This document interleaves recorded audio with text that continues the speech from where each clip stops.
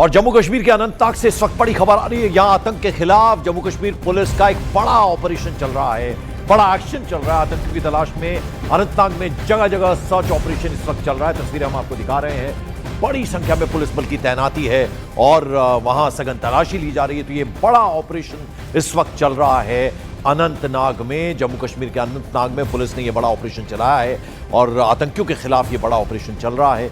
तस्वीरें हम आपको दिखा रहे हैं। रिफत अब्दुल्ला मेरे सहयोगी इस वक्त सीधे हमारे से जुड़ रहे हैं। रिफत, हम तस्वीरें दिखा रहे हैं इस वक्त, क्या ताजा अपडेट आपके पास?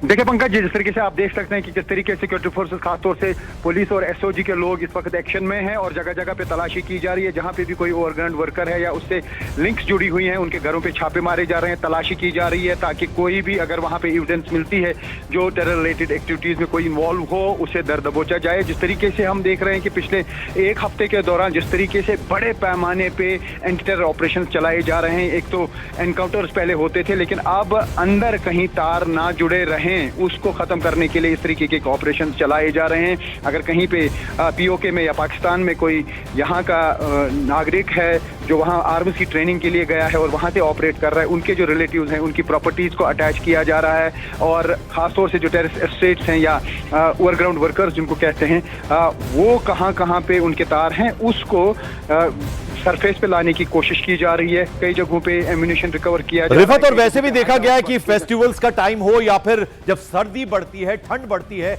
तो इन्फिल्ट्रेशन और घुसपैठ की सबसे ज्यादा कोशिशें होती है। ये ट्रेंड देखा गया पिछले कई वर्षों से।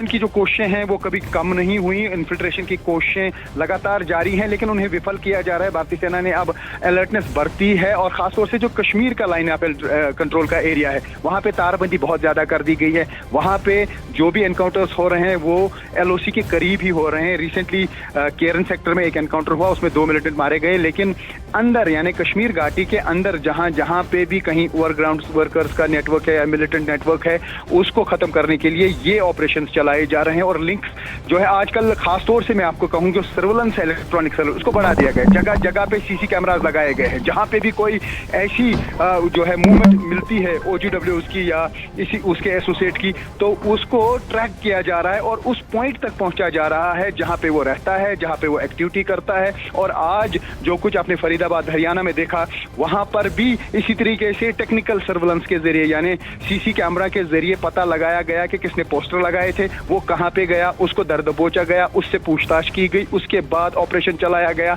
एक और डॉक्टर को पकड़ा गया। तो कुल मिला के उस ऑपरेशन में 7 लोग गिरफ्तार किए गए हैं और भारी मात्रा में आईडी मेकिंग मटेरियल बरामद किया गया जिसकी जो है वेट 2900 kg। आप अंदाजा लगाइए कि कितना बड़ा मटेरियल था। उसके अलावा AK-56 राइफल एक बरामद हुई है जो बताया जा रहा है कि डॉक्टर जहां पे पहले अनंतनाग में काम करता था एज सीनियर रेजिडेंट डॉक्टर, उसके लॉकर से वो बरामद हुई और वहां से इन्वेस्टिगेशन शुरू हुई। तो पूरा जो इकोसिस्टम है उसके खिलाफ ये कार्रवाई की जा रही है। मैं वापस लौटूंगा। रिफत अब्दुल्ला बने रहे हमारे साथ। इस बीच बता दें आपको, जम्मू कश्मीर पुलिस ने बड़ी कामयाबी हासिल की है।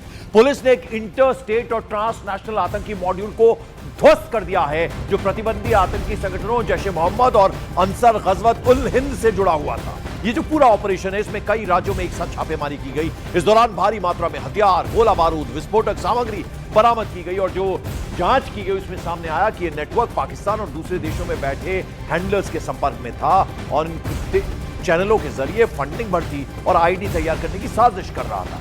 पुलिस को अब तक 7 आरोपियों को पुलिस ने गिरफ्तार किया जिनमें 2 डॉक्टर्स, एक मौलवी शामिल है। फरीदाबाद और सहारनपुर में भी छापेमारी की गई। बरामदगी में 2 पिस्तौलें, असॉल्ट राइफलें और करीब 2900 किलो विस्फोटक सामग्री मिली है। पुलिस ने यह भी कहा कि यह जांच आतंकी नेटवर्क की जड़ों तक पहुंचने का संकल्प है। तो एक बड़ा आतंकी साजिश को एक तरह से पुलिस की नाकाम करने की कोशिश है। रिफत, अब यह देखा जाए तो एक साथ कई जगहों पर यह छापेमारी की गई है।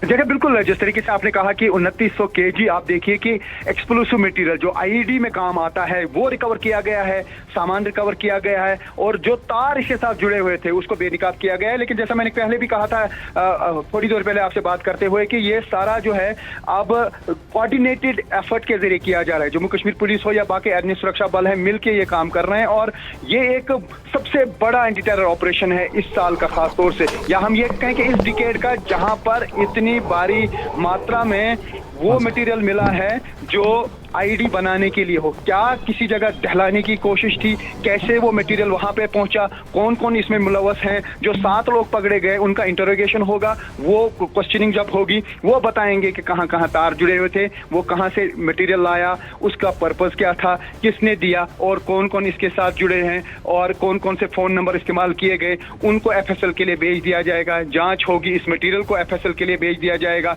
जो हम डॉक्टर की बात कर रहे हैं, डॉक्टर आदिल, और उसका जो राइफल बताया जा रहा है कि उसका जो लॉकर वो इस्तेमाल कर रहा था अनंतनाग के हॉस्पिटल में, वहां से जो रिकवर हुई, तो रिकवरी के फौरन बाद उसे एफएसएल के लिए लैब में भेजा गया और वहां पे भी जांच होगी कि किस तरीके से ये कहां आई। तो आजकल टेक्निकल चीजें जो हैं बहुत इंप्रूव हो गई हैं, जगह जगह पे जो कैमरा लगाए गए हैं। तो इसमें खास बात यह है कि जब एक शख्स ने पोस्टर लगाए, वो अंसार ये जो है जैश के साथ जुड़ा हुआ था, और उसने जब पोस्टर लगाए तो जब पोस्टर मिले उसको ट्रेस करते करते करते पुलिस उस जगह पे पहुंची जहां पे उन्हें बाद में एक राइफल भी रिकवर हुई। तो उसका मतलब है कि सीसी कैमरा जगह जगह जो लगाए गए हैं उसका फायदा आजकल सिक्योरिटी एजेंसीज ले रहे हैं, ताकि उस जगह पर उस नेटवर्क तक पहुंचा जा सके जो इकोसिस्टम बना हुआ है, और उसको डिसमेंटल करने के लिए जगह जगह पे इस तरीके की छापेमारी की जा रही। और यह सिलसिला खाली फरीदाबाद हरियाणा में रुका नहीं,